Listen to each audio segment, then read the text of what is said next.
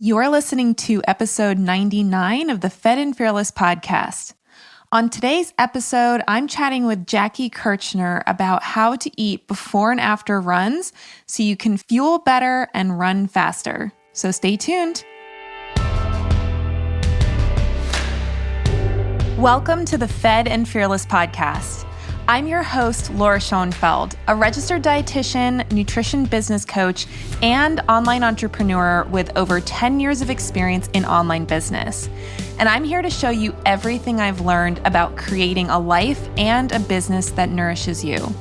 On this podcast, we'll talk about the lifestyle habits, practical strategies, mindset shifts, and leaps of faith required to build a healthy body, a powerful mind, a strong spirit, and a successful business.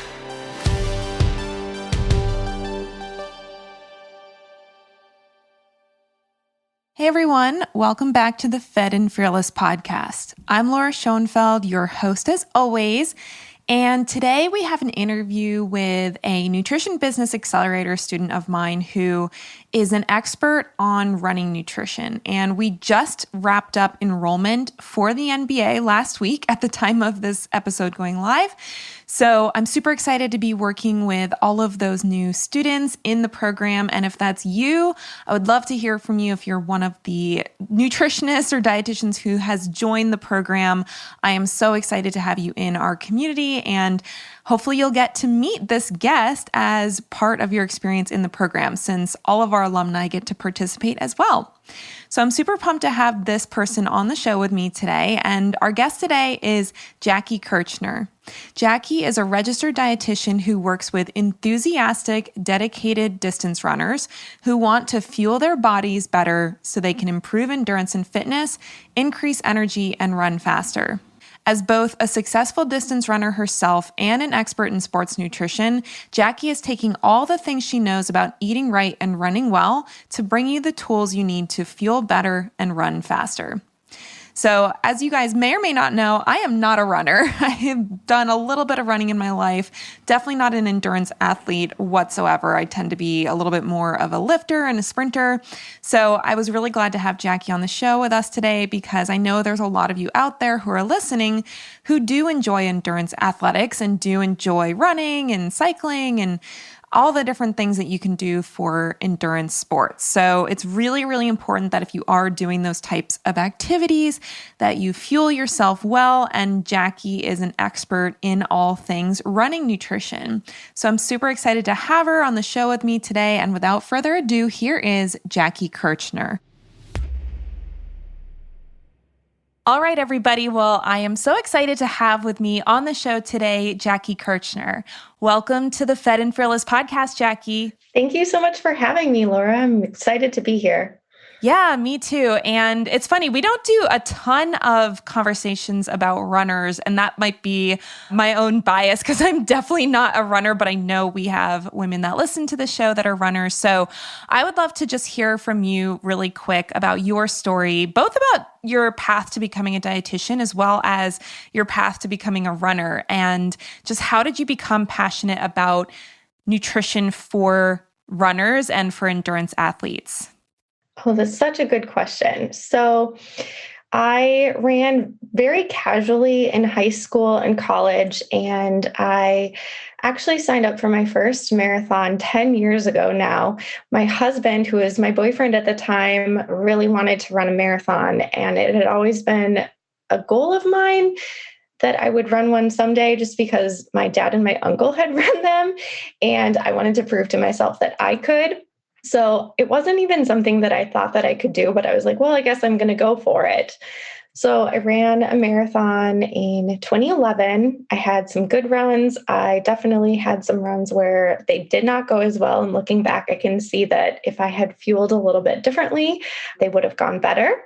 But then I didn't actually run another marathon for another 5 years for a variety of reasons. But ever since then, when I ran Chicago in 2016, I have been going strong ever since.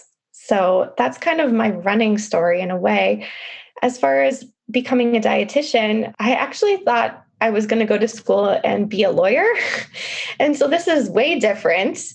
And I quickly realized that being a lawyer wasn't really something I was passionate about. So I'd always had an interest in nutrition and just kind of ended up following the path to become a dietitian and have worked in a clinical setting. And more as my running got more serious, the more passionate I got about connecting the two and seeing how the way that you fuel can really have a positive impact on not only your performance with running, but also how well you feel afterwards.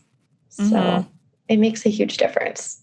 Yeah, absolutely. I mean, I've definitely seen this with a lot of the clients that I've worked with in the past, especially the ones that tended towards under eating, even if it was accidental. And something that I always noticed in those who were runners is that I think they always were underestimating how much energy they were using to go on their runs, even if it wasn't a super long run. Because like I said, I am the kind of person that running even a couple of miles is like, oh, that was a big long run for me. And I know some people that I've worked with were like, oh, like a 5 to 10 mile run's like an easy little like recovery run or something like that. So it was always interesting that they didn't really understand how much energy their body was using to do that run, and how not fueling before and after the run effectively not only could make them not perform as well, like you said, but also downstream it could cause a lot of like hormonal issues and thyroid issues and gut issues and that kind of thing. And so I think our podcast is called Fed and Fearless because so much of what we focus on is helping women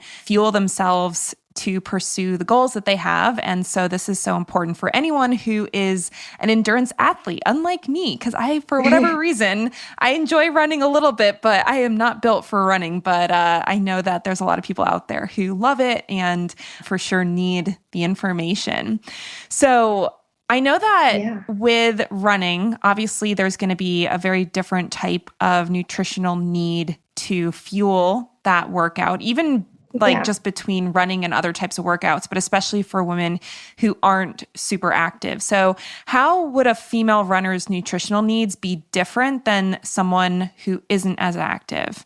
Well, you've already kind of touched on a couple of things, Laura. It takes a lot of energy to run. And I think I've met a lot of women that are under fueling, and some of them are doing it on purpose, which is a whole other issue. But so many of them are under fueling and they don't even realize that they are, just because it takes so much energy to do all that endurance activity and to do all that running. And then oftentimes there's other activities that are involved in that. Like oftentimes we do a little bit of strength training or other recovery activities, whether it's biking or just walking, whatever. So we tend to be very active and thus underestimate how much energy we're actually burning on a daily basis.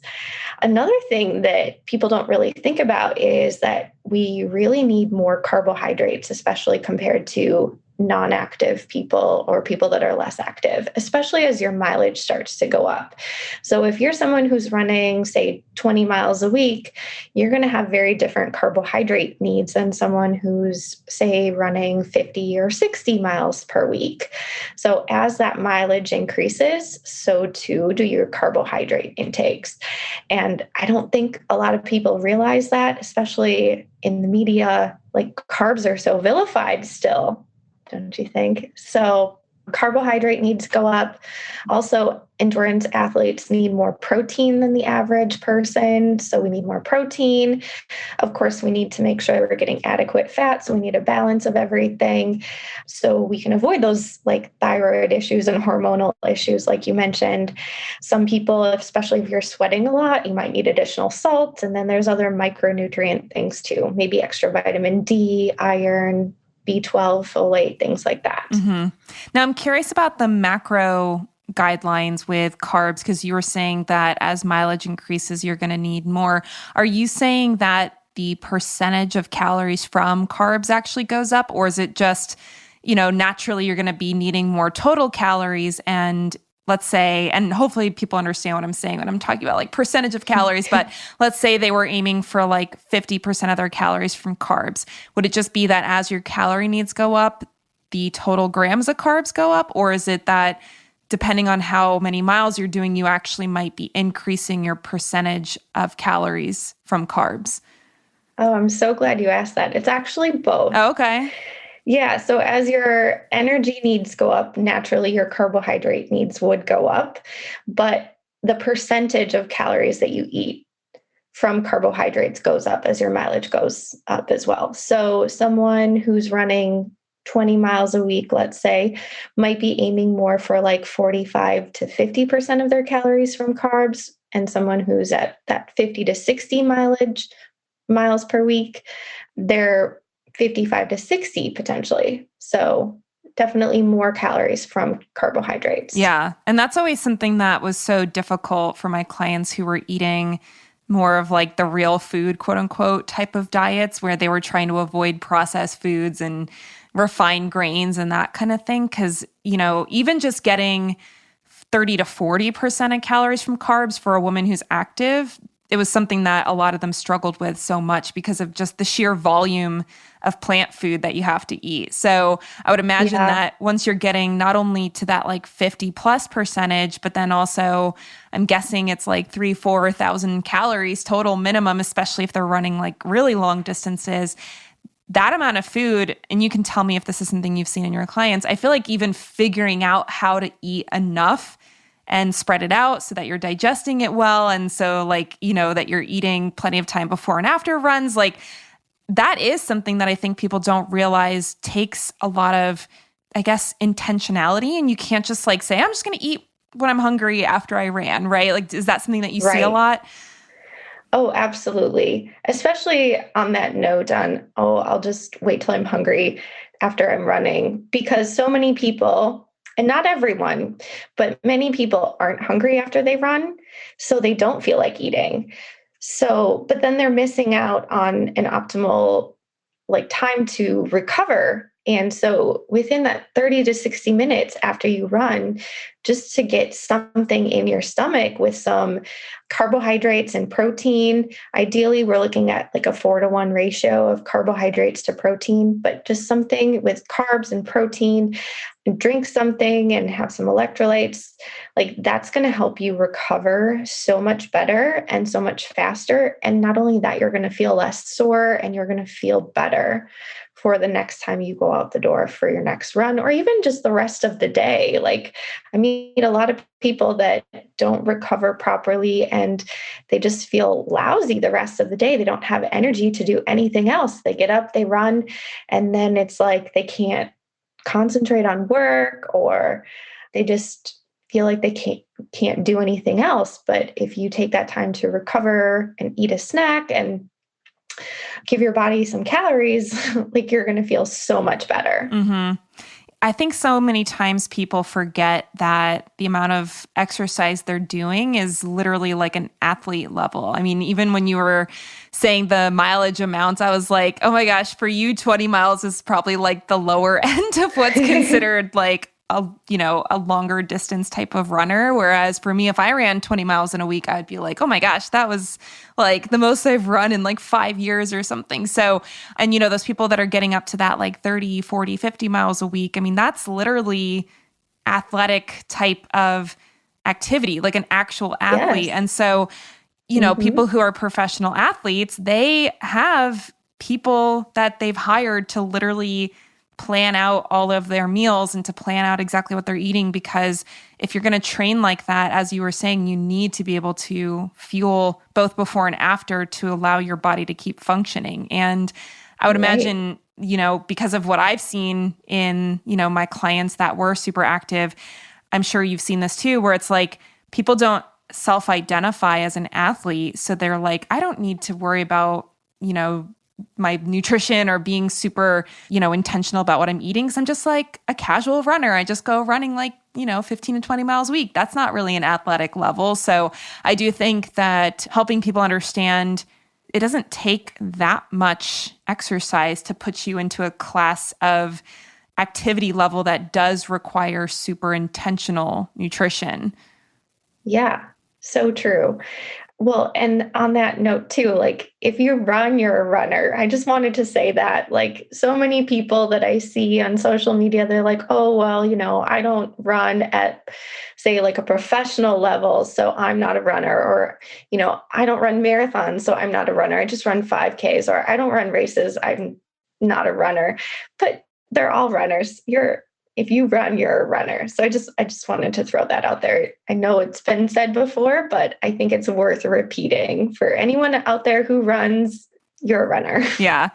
Honestly, I think that's something that I've seen in so many different areas of the work that I do where people they don't want to label themselves in a way that would cause them to act differently in like a positive way. It's like they've attached themselves to this label that I'm not like that. Or, even with the business coaching that I do, I have clients that are like, well, I'm not an entrepreneur yet. It's like, well, you kind of are because you've already started to do some stuff. And like the minute you start doing it, now you're an entrepreneur, right? So it's the same thing with running. Right. It's like, there's no like amount of mileage you have to be running to, get the like, I'm a runner like badge or whatever you want to call it.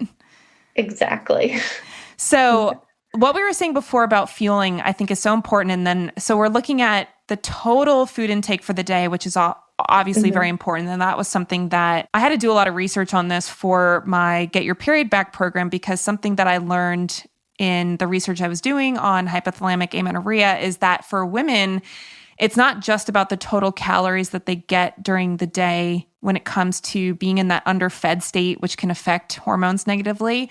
It's also like in like different hours of the day, if they are in a deficit for too long, that in and of itself can actually cause hormonal disruption. So even if they were eating the total amount of calories that they needed for the day to fuel their activity, if they were running on an empty stomach or waiting too long to eat after exercise, that could actually be triggering hormone disruption and hypothalamic amenorrhea in people that I was working with. So that was always something that was always a big, like, mind-blowing fact for a lot of my clients, that they thought they were eating enough, but they didn't realize that their meal timing actually was going to affect their ability to get their period regularly, even if they were eating enough throughout the rest of the day. So I wanted to make a note about that, because I think sometimes people, if they're not like racers, if they're not people that are like timing their runs and that kind of thing, they may not really think that pre and post run fueling is that big of a deal, because it's like, oh, I'm not trying to race anybody, so it doesn't really matter if I'm like fueling that much or if I skip the meal before my run. But from my experience, it is something, especially for women, that can really harm their health if they are doing any sort of exercise under fueled. And then if they're exercising and then not eating for a while. So, I just wanted to put that out there in case anyone starts to like mentally check out if we start talking about performance, because not everybody cares that much about performance. And obviously Jackie works with people that are, in all different areas of health. So it's not like she's only working with like Olympic level athletes that like only care about like seconds of time on their performance. But I just wanted to make that note, because Jackie's going to talk a little bit about pre and post run fueling. And like I said, if it's something where you think, oh, well, that doesn't matter to me because I'm not like racing or anything, I just want to make sure you guys aren't checking out on this conversation, because it is something that can really negatively impact women's health in particular if they're not getting the fuel that they need before and after workouts, whether it's running or anything else. So Jackie, I know that you talk a lot about fueling for the run and after the run and all that. And I wanted to start with fueling before their runs, because I've worked with a lot of women who've said they're just not hungry, or they get sick if they try to eat something before their run. And that's why they want to run on an empty stomach. So what advice do you have for those women who either don't really like eating before the run, or they feel like they're going to get a stomach ache if they do, so they want to, minimize that, but they still want to fuel themselves appropriately? Yeah, this is such a common issue. And I hear this all the time, like, oh, I can't tolerate eating anything before I head out on my run, or like, I don't like anything in my stomach, or I always get sick. And it comes down to a lot of it, like training your gut in order to get used to having some fuel in it. So you have to start small If you're not used to anything, start with like a bite or two of food before you head out. So you also want to think about what you're eating and make sure that it's easy to digest. So if you've got a little bit of time, say like under an hour before you head out on your run, you really want to stick with foods that are easy to digest. So we're talking like simple carbs here. We don't want anything super high in fiber, fat, protein, things like that. Those all take longer to digest and can lead to stomach issues. So some simple carb ideas could be things like graham crackers, it could be banana, it could be a slice of toast with a little jam or honey on it, something like that. So something really simple. And if you're not used to eating anything, I would say like start with like a quarter of a banana, half of a banana, like 1 graham cracker square, 3 pretzels, like just something. And then eventually you'll get used to that and will be able to tolerate more food. So other people, have had issues with stomach upset when they head out on the run, but maybe it was because they did eat something that was really high in fiber, or maybe something kind of greasy or harder to digest before they head out on the run. So if you want to eat something that has more protein or more substance to it, then make sure you're doing that with more time before you head out the door so that you have more time to digest it. Generally, the less time you have, the simpler the food you want it to be. Mm-hmm. Now, is there an optimal time for somebody to be eating? Because I know, some people like to go out super early in the morning, especially like we're recording this in the summer, which where I live, after like 10 a.m., you're probably not wanting to go out running. They may have to actually schedule their day really tightly so that they can get something in and then be able to wait long enough so that they can start running without it causing any sort of stomach upset. If somebody wants to try to prepare for like optimal amount of time, is there an ideal window that they should be trying to get some food in before they go for their run? Well, I think there's like an optimal window like for race day. And so on that note, if you are going to practice for race day, which I always encourage people to practice for race day, then yes, I would say there is an optimal window. So for a marathon, I like 2.5 hours. It gives you enough time to get enough food in and give you a little bit of time to digest it and prevent hunger. Or like a half marathon, that would be an ideal time too, 2.5 hours before.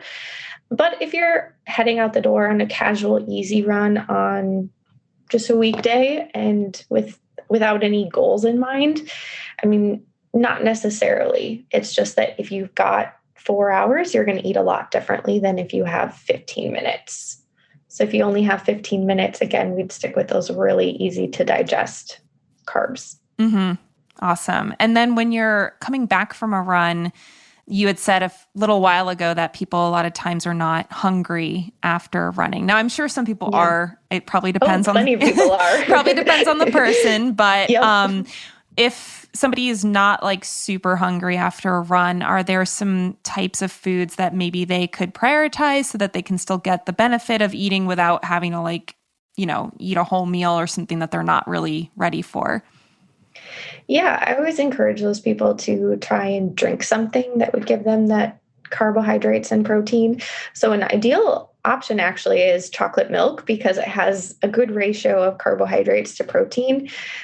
If you don't like chocolate milk, you could make yourself a fruit smoothie. You could have some cold cereal with milk on it. Some people can at least get down like a bar of some kind, like a picky bar or Cliff bar or something like that. But if you really aren't hungry, I'd say at least drink something. You're probably thirsty, especially in this weather when it's hot.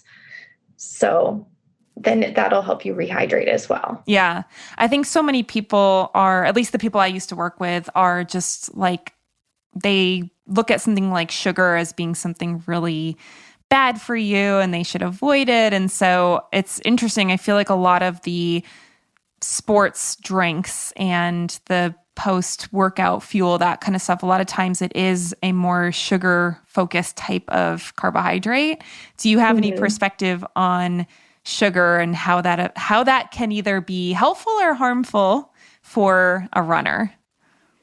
Yeah, so I think sugar gets a really bad rap, but there's a time and place for it, right? Like we don't want to be eating simple sugars all day, every day, as our main fuel source, but there is a place for it in a runner's diet. So simple carbohydrates and simple sugars, they're easy to digest and they give us energy quickly, which is why they're so beneficial for runners. So, you're going to primarily use a lot of carbohydrates when you're running, some fat too, but you're going to use a lot of carbohydrates. And if you're eating a lot of more complex carbohydrates right before you head out on the run, not only is that harder to digest, so you potentially get stomach issues, but then it's harder to metabolize. So you're not going to get that energy into your muscles quite as quickly, and then you're more likely to hit the wall. And I don't know if anyone out there has hit the wall before, but it's not a fun place to be. Your pace goes down, you feel lethargic, and it's just like a good run goes downhill quickly. Mm-hmm. Yeah. And I feel like the stuff I know about sports nutrition tends towards the like lifting and more strength training type of thing. But I would imagine it's similar in running, where when you've done a harder workout, your muscles are actually way more primed to be able to absorb glucose from the bloodstream. Yeah. So when it comes to sugar, it's like, yeah, if you're just sitting on the couch chugging Coke all day, that's probably not beneficial for your body, because having that elevated blood sugar all the time is harmful. But after a workout, and like I said, I'm assuming it's the same for running as it is for lifting, your muscles actually can much more easily absorb that sugar without needing insulin. And so not only do you not have that like high blood sugar response after having those simple sugars, but also the glucose gets into your muscles for the next workout, and it can be something that actually helps your next workout be more effective. Is that how it works in running as well? Yeah, absolutely. You want to get that sugar, that glucose back into your muscles so you can rebuild your glycogen stores, which for anyone listening, glycogen is just stored carbohydrates. So we use that as energy. So if we run and we deplete our glycogen stores, we need to replenish them. Otherwise, the next time we go out for a run, we're not going to have energy. So we definitely want to replenish those stores and get that glucose back into our muscles. Yeah.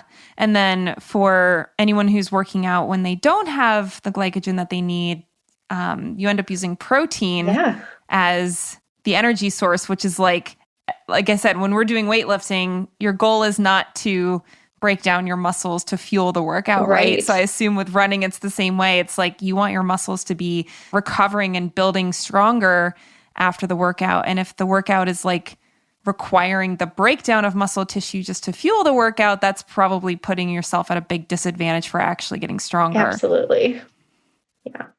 I feel like this is stuff that you and I both know because we obviously are educated in dietetics. And then I think anytime somebody's interested in exercise, it's like you just learn about what can help you work out better, whether it's running or weightlifting or whatever. Mm-hmm. Because if you're serious about it and you want to not only perform well, but also just like feel good, like you said, feel good after the workout, you do have to eat in a certain way that's going to allow for that. And I know for me, a lot of the reason why, beyond just helping my clients, a lot of the reason why I even know a lot of this stuff is because if I don't feel pre and post workout when I do my lifting workouts, the rest of the day working, I will kind of get like brain foggy and like not really have the like mental energy that I need to do what I need to do. So it's something that, again, from a selfish perspective, I realized like, oh, I can't just like go do, powerlifting for an hour and not even, I wouldn't say not eat. It would be more just like not intentionally eat, because it would definitely make a huge difference in how I felt afterwards. Yeah. I talk with a lot of women, especially, that by the end of the day, they're just kind of in a mental fog, like you say, or they're feeling really lethargic and they're just like, I don't understand why, I don't have any energy at the end of the day, and I can't really think straight. And then I'm like going to the cupboards and I just want snacks. And a lot of it comes down to proper fueling and making sure that you are eating before and after your run or whatever workout it is that you're doing. If you're not an endurance athlete, fueling is still important, right? Yeah. Yeah. Well, and I know for me, I have been trying to be consistent with my workouts before, like early in the morning. And one of the ones that I do is the Peloton. Now, I think my max time on a Peloton bike is like 35 minutes if I include like the post ride stretch. So they have like the 45 and 60-minute rides. And I just have not gotten to a place where I can like imagine sitting on the bike for that long. Mhm. But it is something where even with those workouts, it's not like I have to eat a ton. They're only burning a couple hundred calories, but for sure it's something that if I'm going to do that before work, I know I want to be fueling it both pre and post to make sure that the rest of my day isn't like impaired by not having enough fuel for my brain to function. So Right. it is interesting because I feel like a lot of people, they don't even realize how much their brain needs from an energy perspective and from a glucose perspective. And so, it doesn't take a lot for you to get into a place where your brain is not functioning at its peak. And I know Right. as an entrepreneur, anytime I'm not functioning at my peak, I'm like, ooh, this is not good for my business to be like, my brain is only like half working. So I'm sure there's a lot of other people out there that could benefit from a stricter, I don't say stricter, but a more intentional approach when it comes to fueling even their simple workouts. It doesn't have to be like a long run. Right. And I think that a lot of people avoid the pre and post fueling because they're trying to, say, save calories or they're being mindful of their weight or something like that. And it ends up backfiring on them by the end of the day. Not only are they kind of lethargic and mental fog, but then cravings pop up, and then they're more likely to snack on things or reach for foods that maybe they wouldn't eat if they had more energy or felt better. When I'm tired and kind of cranky, like I'm going to eat differently than if I feel really good and like energized and healthy. You know what I mean? So a lot of times I'll meet women that they feel almost out of control with their eating or snacking at night, and just making some simple changes by fueling around their workouts or just the timing of meals, like we kind of talked about, and making sure they're eating throughout the day, that can make a huge difference. And they find that they're snacking a whole lot less and they feel better overall. And I'm not asking anyone to have like a Thanksgiving dinner after they go out for a run. Like it could be a small snack, like just something to help fuel you and make you feel better. Mm-hmm. Yeah, it's kind of funny how even if it's not that many calories that you burn, like let's say it's just a couple of hundred, just the difference between being in that deficit for a really long time, like let's say it's like, 4 or 5 hours until you actually have a meal versus if you had that snack just to kind of replenish what you had burned and to keep yourself in that more stable glucose level, it is really kind of amazing just how much of a difference it can make. And like you said, a lot of people, the reason that they're running as a activity is because they want to lose weight or because they want to maintain their weight. And Mhm. so I do think there can be that. I mean, I think it's a little disordered, and I'm not trying to say that to make anybody feel bad, but I do think there is a lot of unhealthy relationship with food that is created by our society and what, Mhm. people read on the internet and that kind of thing. Right. So it's something where if somebody is trying to lose weight, using running as a strategy, they do still need to eat more than if they were not running. And so I think that can get a lot of people into trouble when it's like, oh, well, I'm not hungry, so I might as well not eat. And then I'll burn like more calories and more fat and I'll lose weight faster. Is that something that you've seen before? Yeah, I've definitely seen that before. And that might work for a short time, but in general, it does not work for people. So, yeah, when you're running, even if you're using it as a strategy to help you lose weight, like you still need more energy. So, if you're in a huge deficit, not only are you going to feel like crap, but then you're going to have less energy to actually run. And then you're probably going to make some significant impacts on like your hormone and your thyroid levels and things like that, which can actually end up stalling your weight loss goals. And then people just end up really, really frustrated. Like, this isn't working. So if you are fueling properly, like you're going to have way better results and feel so much better. Mm-hmm. So if somebody did want to lose weight, and running was one of the ways that they were going to do that. Now we know, well, I should say, I'm sure Jackie would agree with me. And hopefully you guys that are listening know that if you want to lose weight, just doing a ton of exercise is not necessarily the best strategy. Obviously, nutrition is going to play a big role in that. And not to say that you shouldn't work out, but I think sometimes it's a really common issue that I've seen before where people are just like, oh, well, I don't want to change my diet or I don't want to do any like other lifestyle stuff. I'm just going to do a ton of exercise, like almost like Biggest Loser style, where they're just like exercising for hours a day.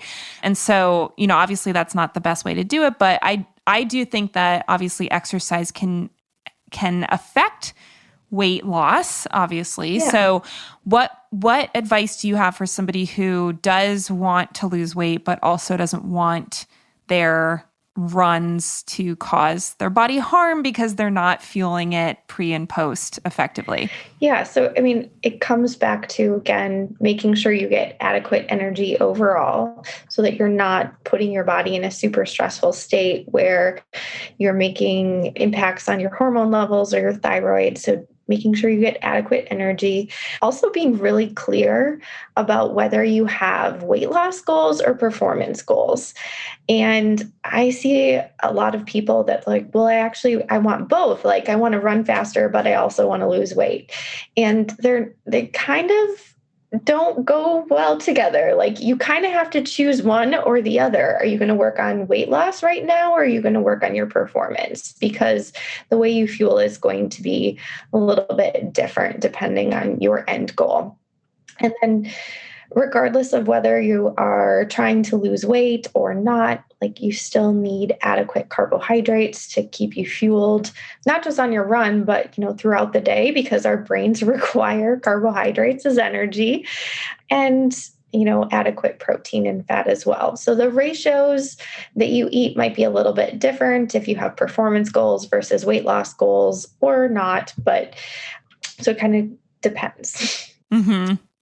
I've seen the same issue with people that want to use lifting, like, powerlifting or CrossFit or something as a weight loss approach. And so they want to lose body fat, but then they also want to put on muscle and they want to get stronger. And it's not impossible. I wouldn't ever say that it's like literally impossible. But like you said, it is one of those things where if you do want to lose body fat, there does need to be a, sustainable calorie deficit. It shouldn't be like 1,000 calories less than what you need. But if you're in a little bit of a calorie deficit, then you really are not going to be getting a lot stronger because your muscles need excess calories to put more muscle tissue on. So I would agree with you there that it's like, you just have to get clear about what your goals are, because if you're trying to do two things at once, the way that you're going to go about it are going to probably be in conflict. Like even the amount of running that you would need to do to lose weight is probably so different than the amount of running you would need to do to prepare for a marathon, as an example. And I would guess that a lot of people, if they just wanted to lose a little bit of weight and get,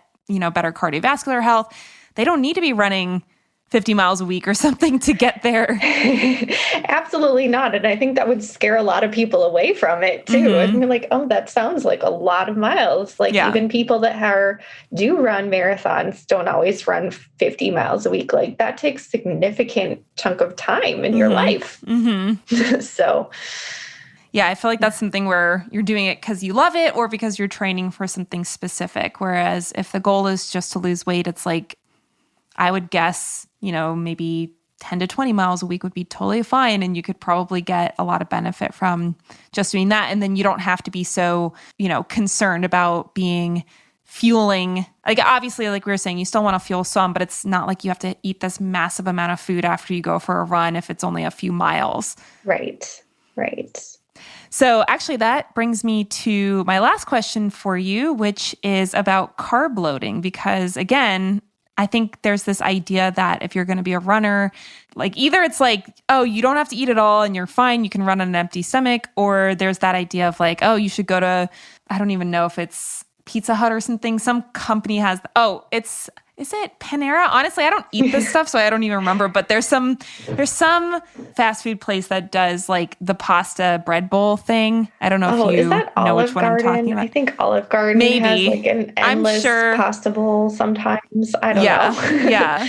Or there's also a company that does like, it's literally a bread, like they've turned the bread loaf into a bowl. Like I know Oh, Panera does Panera that with has their that. soup, but somebody does it with like pasta. Ooh. So anyway, I'm sure there's a lot of different companies that put bread in bread for their meals, but I think sometimes that's what people think of when they think of carb loading is like, I need to go get a pasta bread bowl and eat like 1,000 grams of carbs in a single meal in order to carb load. So one, is that accurate? Is that a appropriate way to imagine when we think about carb loading? And if not, then what is it? And is it something that runners even need to be doing? Yeah, so that is not a good idea, I would say, to go do that. I mean, you could do it and try it if you wanted to, but report back to me and let me know. I think a lot of people think that carb loading is eating a boatload of pasta and or bread the night before a race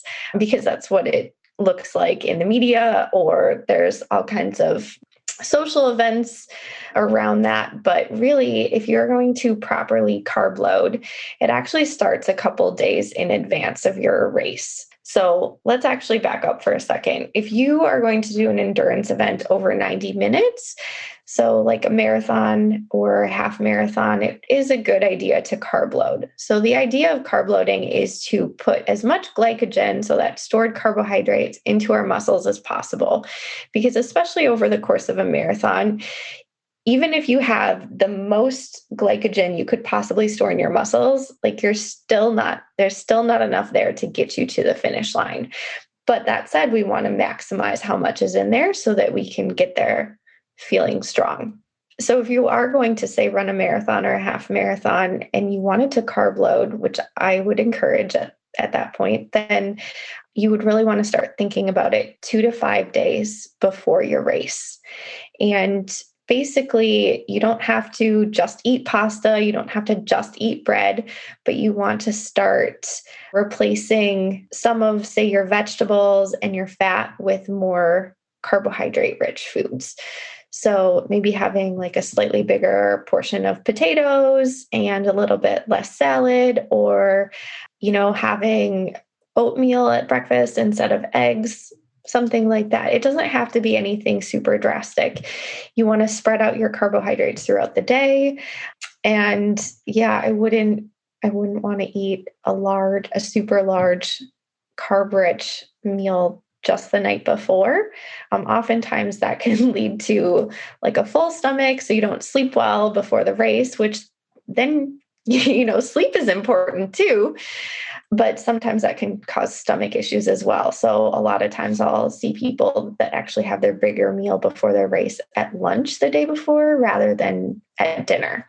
So basically, you want a good percentage of your calories to come from carbohydrates. So we're looking at like 60 to 70%. Mm-hmm. Yeah, well, I was definitely one of those people that imagined the carb loading as being like the pizza or the pasta or something the night before. Because I actually think that's what they used to honestly like have us do in high school, like before some of our athletic events, or even we'd have these kind of like all day tournament things, and the parents would bring all of this like super carb, like refined carbs kind of food and snacks and that kind of thing. And not that there's anything like so wrong with that, but I just feel like when you're, 17 years old and that's what people are telling you, oh, this is what you need to fuel your performance. It's like, you just assume that, oh, well, the adults must know what they're talking about. So I feel like that's a really common belief that a lot of people would naturally have, is that like, oh, if you're going to carb load, it's like this massive like binge fest the night before. And then, that's how you carb load. So that's really interesting that you actually start days in advance and it doesn't have to be all at once. Right. It always reminds me of this episode of The Office. I don't know if you ever watched The Office, where Michael carb loaded with just a bunch of pasta for a 5K and he just couldn't finish because he was so sick. But it is kind of a social thing. Like I see it in high schoolers a lot, that there will be a big pasta dinner the night before a race or something. And yeah, there's nothing wrong with having pasta the night before a race, or pasta and bread the night before a race. Absolutely not. It's just, if you are going to be carb loading, it's not just that. Mm-hmm. Well, I know that you have a guide to carb loading. Is that right? Am I remembering correctly about the guide that you have with how to fuel Yes. your race? Yes, absolutely. So if you are someone who is thinking about doing a half marathon or ultra marathon or other endurance event, I do have a free guide to carb loading to help you figure out exactly how many carbs you need and how to go about doing it and how to figure out when to start. So if you go to my website, www.jackiekirchnernutrition.com, there is a pop-up on there. You just put in your name and your email and I'll send it to you. And then we'll link a link to a page where you can get it as well.